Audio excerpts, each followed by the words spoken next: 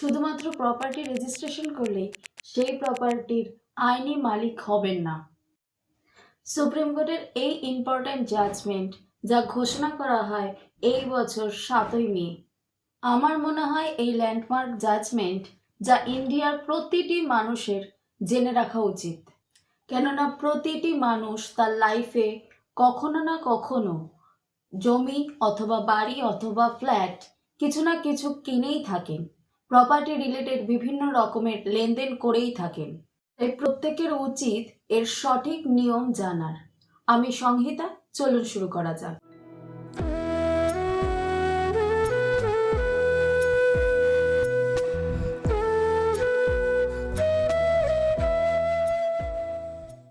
Supreme কোর্টের এই important decision যে ল্যান্ডমার্ক কেসের ভিত্তিতে এসেছে সেটা হলো Mahanur Fatema Imran and others versus বিশ্বেশ্বরা infrastructure private limited and others, writ petition number 1866 of 2024।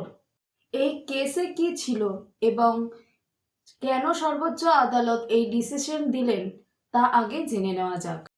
একটা কোঅপারেটিভ হাউসিং সোসাইটি ক্লেম করে যে তারা 1982 সালে 53 একর জমি পারচেস করে গভর্নমেন্টের কাছ থেকে এবং কিছু বছর পর সেই ল্যান্ড ছোট ছোট প্লট করে আলাদা আলাদা ব্যক্তিকে বিক্রি করা হয়। মাহানুর ফাতেমা ইমরান এবং আরও অনেকে সেই প্লট কিনেছিলেন, কিন্তু এরপর হঠাৎই এই সব প্লটগুলো গভর্নমেন্ট নিজের কাছে ফেরত নিয়ে নেয় এবং গভর্নমেন্ট বলে এই সব প্লটগুলো গভর্নমেন্টের নিজেরই। যারা এই জমিগুলো কিনেছিলেন তারা গভর্নমেন্টের কাছে যায় এবং তাদের রেজিস্টার্ড ডিডও দেখায় যে এই জমিগুলো তারা রেজিস্ট্রি করেই কিনেছিলেন। তারপরে সুপ্রিম কোর্টেও যায়, সেখানেও তারা তাদের রেজিস্টার্ড ডিড দেখায় যে তারা এই জমিগুলো টাকা দিয়ে রেজিস্ট্রি করে কিনেছিল। ক্রেতারা জানায় তারা এই জমিগুলো ভাবনা কোঅপারেটিভ হাউসিং সোসাইটির কাছ থেকে কিনেছিল। মহামান্য আদালত ক্রেতাদের জিজ্ঞাসা করেন যে যার থেকে এই জমি কিনেছেন অর্থাৎ বিক্রেতার কি জমির উপর প্রপার টাইটেল এবং রাইট ছিল, আইনি মালিকানা ছিল সেই জমির উপর। কিন্তু দেখা যায় সেই জমিগুলোর উপর ভাবনা কোঅপারেটিভ হাউসিং সোসাইটির কোনো মালিকানাই ছিল না, কারণ 1982 সালে ভাবনা কোঅপারেটিভ হাউসিং সোসাইটির সাথে গভর্নমেন্টের এগ্রিমেন্ট ফর সেল হয়েছিল, কিন্তু কখনো কোনো ডিড রেজিস্ট্রেশনই করা হয়নি, যার ফলে ভাবনা সোসাইটির কাছে এই জমির মালিকানা কখনো আসেইনি। আমাদের রেজিস্ট্রেশন অ্যাক্ট 1908 এর সেকশন 17 এবং 49-এ বলা আছে টাইটেল ট্রান্সফার কমপ্লিট করার জন্য প্রপার্টি রেজিস্ট্রেশন কম্পালসারি।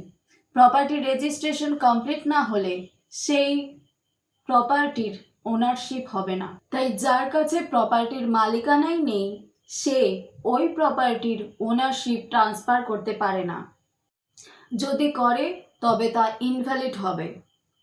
আর যারা সেই প্রপার্টি কিনবে তারা কখনোই আইনি মালিক হবেন না, যতই রেজিস্ট্রেশন ডিড করা থাক না কেন। তাই মহামান্য আদালত বারবার বলেন শুধুমাত্র প্রপার্টি রেজিস্ট্রেশন করলেই সেই প্রপার্টির আইনি মালিক হয়ে যাবেন না। কোনো প্রপার্টি কেনার আগে ক্রেতাকে অনেক বেশি সচেতন হতে হবে। প্রপার ডকুমেন্টস চেক করে সব ঠিকঠাক থাকলেই তবেই প্রপার্টি কেনার সিদ্ধান্ত নিতে হবে। এখানে সর্বোচ্চ আদালত যে ডকুমেন্টসের উপর বেশি গুরুত্ব দিয়েছেন তা হলো কোনো প্রপার্টি কেনার সময় বিক্রেতার সেই প্রপার্টির উপর প্রপার লফুল টাইটেল আছে কিনা সেটা দেখতে হবে। বিক্রেতার নামে সেই প্রপার্টির পজেশন আছে কিনা দেখে নিতে হবে। বিক্রেতার কাছে সেই প্রপার্টি যেভাবে এসেছে সেই ডকুমেন্টসের প্রপার লিগ্যাল প্রসিডিউর কমপ্লিট করেছিল কিনা তা দেখে নিতে হবে। সেগুলোর প্রপার রেজিস্ট্রেশন ছিল কিনা সেটাও দেখে নিতে হবে ভালো করে ক্রেতাকে।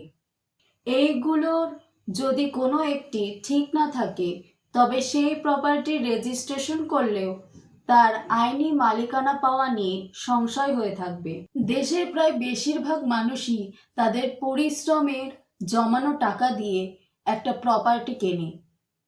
আবার অনেকে কেউ কেউ সারা জীবন কষ্ট করে রোজগার করে জমিয়ে শেষ জীবনে এসে একটা প্রপার্টি কিনতে পারেন। আবার কেউ কেউ লোন নিয়ে একটা প্রপার্টি কিনে থাকেন।